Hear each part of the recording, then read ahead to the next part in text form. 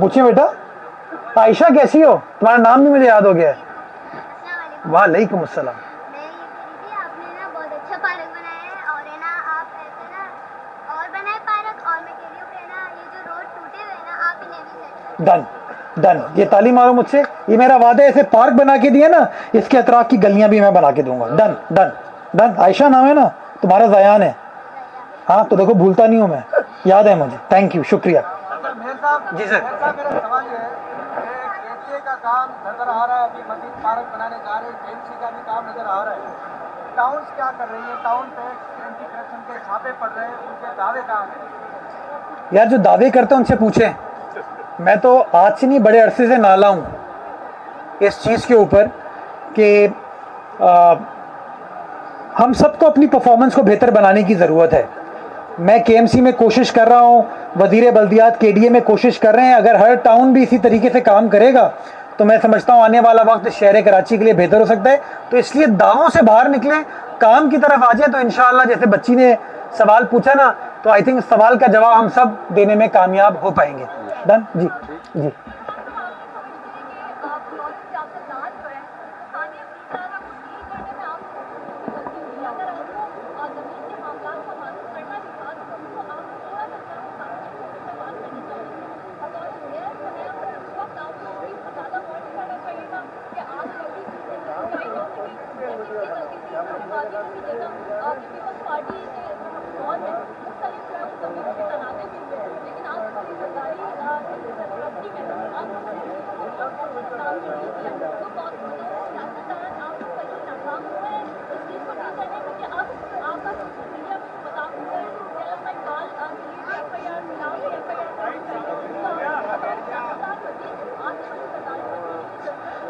देखिए मेरी बहन, मजाक तो मेरे ख्याल में आजकल हर किसी का उड़ता है। मजाक उड़ाने से मसाइल तो हल नहीं होते। मैं तो बार बार ये कहता हूँ, सानहे को सानहे के तौर पर लेना चाहिए। और अगर सानहे की आड़ में सियासत की जाएगी, बयानबाजी की जाएगी, तो क्या वो चीज़ अप्रोप्रिएट है? मेरे हिसाब से वो चीज़ अप्रोप्रिएट नहीं है। मैं बहैसियत सियासी कारकुन के, मेरे लिए सबसे आसान काम है मैं इल्ज़ाम लगाना शुरू कर दूं। मैं कह दूं नहीं नहीं नहीं, मैं बताता हूँ, नहीं मैं बताता हूँ, मैं बड़ा आसान है। मैं कह दूं यार ये लापरवाही फलां की है, अगर ये होता तो ये हो जाता। मैंने ऐसी कोई बात नहीं की।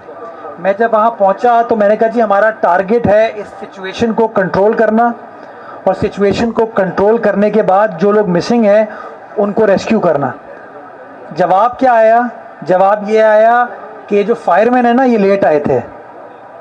मुझे बताइए, जो शख्स अपनी जान पर खेलकर अपने बच्चों का सोचे बगैर, अपने माँ बाप का सोचे बगैर आग के अंदर कूद रहा है, उसको मैं इस तरह की बात करूंगा तो उसके हौसले जो हैं वो बुलंद होंगे, या हौसला अफजाई होगी, या हौसला शिकनी होगी? जिन फायर फाइटर्स ने अपने कांधों पर अपने शहीद साथी का जनाजा उठाया हो, मैं उनको ये कहूं कि तुम लोगों ने काम नहीं किया, क्या मैं उनकी हौसला अफजाई कर रहा हूँ? मैं समझता हूँ ये बड़ा अनफॉर्चुनेट चीज़ हुई। और हमारे शहर में ये रिवायत होती जा रही है कि जब सानिया होता है सियासत शुरू हो जाती है। तो जब इल्ज़ाम लगाएंगे फिर जवाब में इल्ज़ाम आएंगे। बहुत बेहतर होता कि उस वक्त हर किसी को ये सोचना चाहिए था कि आए कैसे उस प्रोसेस को आसान बना के लोगों की मदद कर सकते हैं, लेकिन ऐसा नहीं हुआ।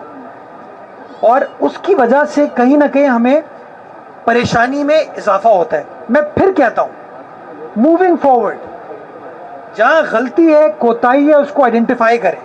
लेकिन ये जो तरीक़ेकार हो गया ना कि इल्ज़ाम लगाते रहो, इल्ज़ाम लगाते रहो, जो शख्स मेहनत भी कर रहा है उसको आप अंडरमाइन करो, मैं समझता हूँ ये चीज़ अप्रोप्रिएट नहीं। और आप यकीन जाने, मेरे फायर फाइटर से गुफ्तगू हुई, मैं रोज़ जाता था और उनके हौसले सिर्फ बुलंद करता था। मैंने कहा बेटा लगे रहो, मैं तुम्हारे साथ हूँ, तुम्हारी हुकूमत तुम्हारे साथ है।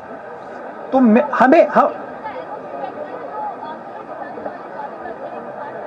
आज की इंक्वायरी रिपोर्ट के अंदर उसका भी जिक्र है कि उसके अंदर जो गुल प्लाजा का ऑक्यूपेंट था ना, मैनेजमेंट कमेटी, उसको भी नोटिस गया था। इसका फायर सेफ्टी ऑडिट 2023 में भी हुआ था। वो तमाम चीज़ें हैं, वो सब